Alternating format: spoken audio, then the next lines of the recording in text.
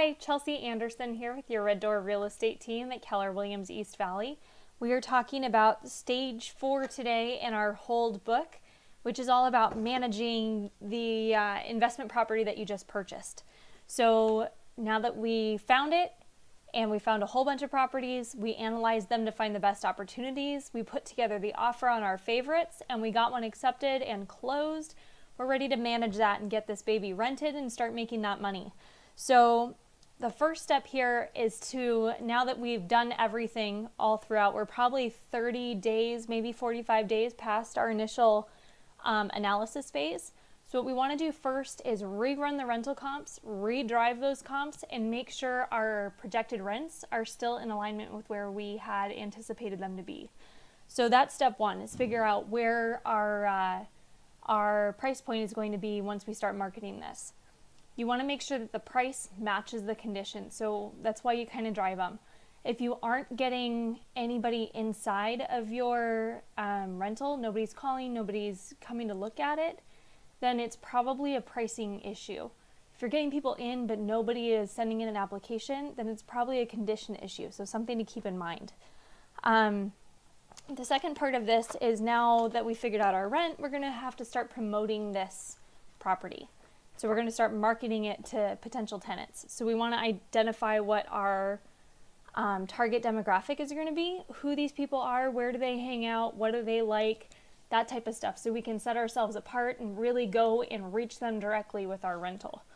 Some of the things that you can use to promote your listing are signs, flyers, brochures, social media, websites, what else? Community postings, online advertisements, that type of stuff. Or you could hire an agent to do all of that stuff for you so you don't have to worry about it. The thing to keep in mind is, if you hire people, it's going to be more expensive because they'll be doing everything for you than if you did it yourself. If you try it out for like a week by yourself, you have to be really fast so that you're not losing money based on your analysis with that vacancy rate. So you don't want that to change too much. So if you're going to try it yourself before you hire an agent, you need to give yourself a very, very small window to be able to rent that yourself. If you hire a property management company, that all might be wrapped up into your property management contract. So know what you're getting into to start with. The third part of managing it is showing and leasing your property. So if you're going to show it, just a recommendation is that you schedule multiple tenants to come and view it at once, or do it kind of open house style. A lot of tenants tend to be a little bit flakier as far as the showings go. So especially if the house isn't very close or convenient for you to get to, stack them as much as possible. In the book, I believe it recommends, Monday through Thursday after work hours as far as showings go, so people can make it. And then again, they recommend stacking it as well. So something to keep in mind. Make sure the house is clean when you're showing it. And if you want to do it yourself to meet these potential applicants, then that's great, because you can kind of do a little screening in that regard as well. Always have an application handy so that you can give it to them right away. You don't want to lose them being like, oh yeah, I'll email it to you tonight or whatever. You don't want them to go and find somebody else who actually handed them an application. That might be their next showing. So be careful on that one. You want to capitalize. Don't waste your promotion efforts. If you're getting people to show up, have your application with you. Once you get those applications and you're processing them, there's some tips and tricks in here on how to do that. Whether or not you want to set your minimum standard tenant at a certain credit score or income limit, or no pets or pets, or whatever the situation is.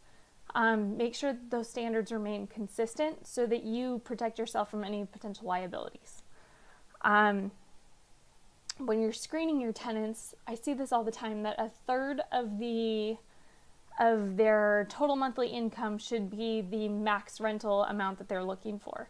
So if those numbers are out of whack at all, that might be a red flag that they just don't quite make enough to be able to be a good long-term tenant for you. The next part of this is drawing up your lease. So what you'll want to do is figure out what federal laws and what state laws you have to abide by before you draw up your lease contract. So again, if you're using an agent or a property manager, they're going to have all of that standard in a lease contract for you. If you're creating your own, have an attorney review it so that you're not, opening yourself up to a bunch of liability or issues. So some of the things you want to address are the lease term that you're signing these people up for, the rental amounts, what deposits you're collecting and when, what repairs, if anything, are going to be done and who is responsible for them throughout the lease term, how you're going to be able to get access for those repairs throughout the lease term, if you allow pets and what your pet policy is, whether you charge a pet rent, pet fee, pet deposit, whatever, how the lease is going to renew, and if there's any extras that you want to add in. Like if you're paying for pool service, if there's a pool, that type of stuff. You want to make sure all of that is spelled out very, very clearly and specifically. Then once you have that, you're going to have it with the tenants to sign, and you're going to collect all the money before you ever give them keys. So make sure that you have all of the deposits in cashier's checks, and so there's no check bouncing or anything like that. Moving forward, that's going to be a call on your part whether or not you want to accept personal checks. Might depend on creditworthiness or bank accounts, things like that, but kind of keep your standards. Then before you move in, you're going to want to do a move-in checklist. You'll want to have one, and you'll want to compare one to the version that the tenants give you before they move in. So you'll want to have both of those on file for the end-all date, and then you can kind of start deducting damages, things like that. An example of a move-in checklist is on page 199. So in the book, useful guide here, it's also on kellerinc.com on the downloads for hold, as well as the move out checklist.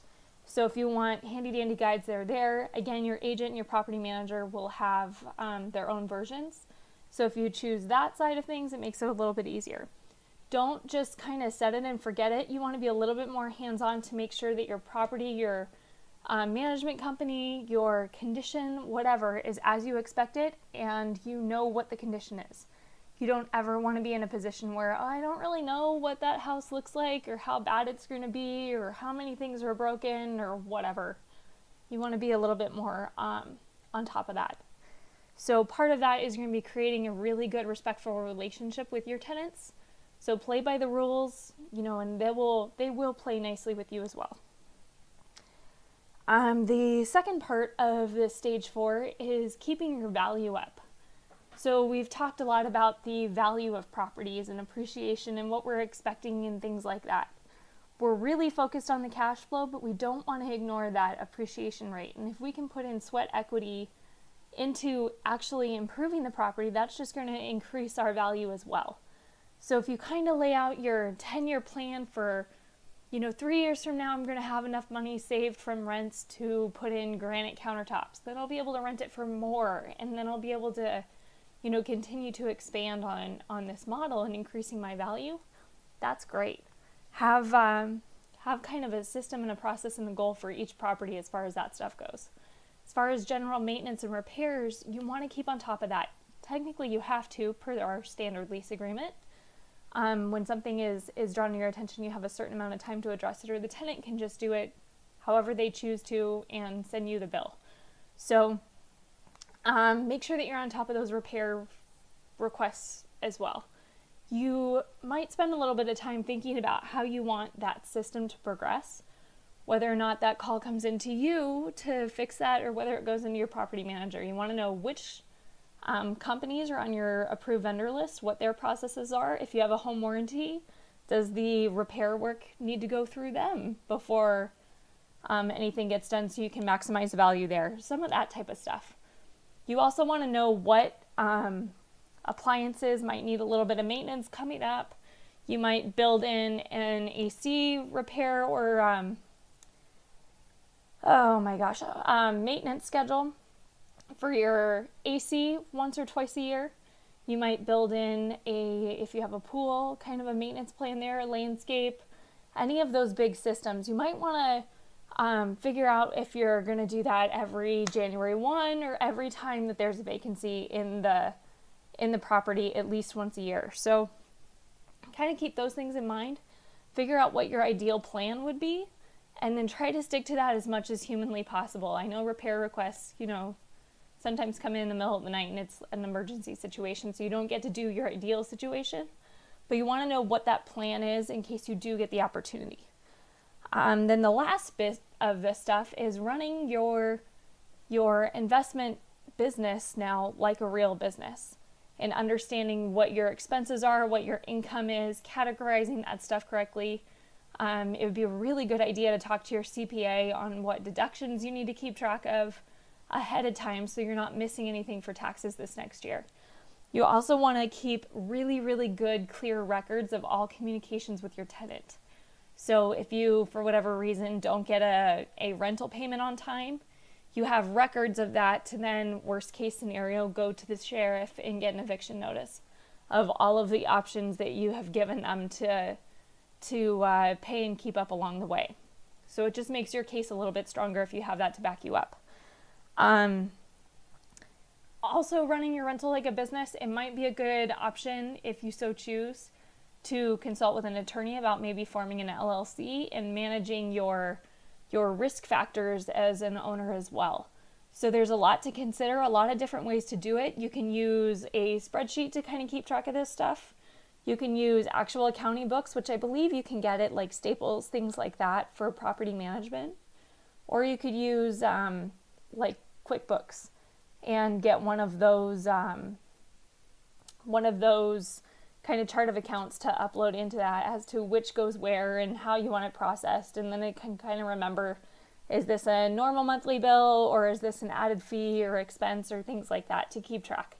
So you'll want to maximize as many deductions as you can and your depreciation as well. So I know the goal is to appreciate the property, but there are things that you do want to depreciate for tax purposes. So if you have questions, CPAs and attorneys are going to be great. If you choose to hire a property manager, they'll do a lot of this stuff for you. So it's just a matter of you keeping eyes on things so that you're not caught with your head in the dirt if, something were to happen. So, or head in the sand, I should say. I think that is it for managing. So we're going to go on to growing your investment pool here for the next week. So if you have questions on anything, let me know. 602-748-6136. And again, Chelsea Anderson, your Red Door Real Estate Team, 602-748-6136. We'll talk to you soon.